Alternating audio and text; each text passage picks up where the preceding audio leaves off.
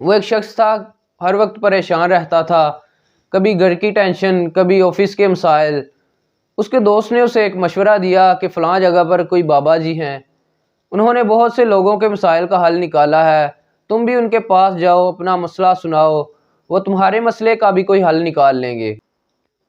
وہ شخص اگلے ہی دن آفس سے فارغ ہونے کے بعد اس بابا جی کے پاس چلا گیا اور اپنا تمام معاملہ اس بابا جی کو سنایا کہ نہ دن کو سکون ملتا ہے، نہ رات کو چین آتا ہے، میں تو اس زندگی سے تنگ آ گیا ہوں۔ تو اس بابا جی نے کہا کہ اب تو شام ہو گئی ہے، رات ہونے والی ہے، میں تمہارے مسئلے کا کل کوئی حل نکال سکتا ہوں، لیکن اس کے لیے تمہیں میرا ایک کام کرنا پڑے گا۔ میرے پاس 100 اونٹ ہیں، آج رات تمہیں ان کا خیال رکھنا ہوگا، جب وہ سارے اونٹ 100 کے 100 اونٹ بیٹھ جائیں تو تم بھی سو جانا۔ تو اس شخص نے کہا ٹھیک ہے، میں ان کا خیال رکھوں گا۔ اگلے دن بابا جی نے پوچھا کہ رات کو کیسی نیند آئی؟ تو وہ شخص بڑا اداس ہو کر بولا کہ میں تو ایک پل بھی نہیں سو پایا، ایک اونٹ کو بٹھاتا تھا تو دوسرا کھڑا ہو جاتا تھا، میں نے بہت کوشش کی سب اونٹوں کو بٹھا کر سونے کی، لیکن سب کے سب اونٹ نہیں بیٹھ سکے مجھ سے،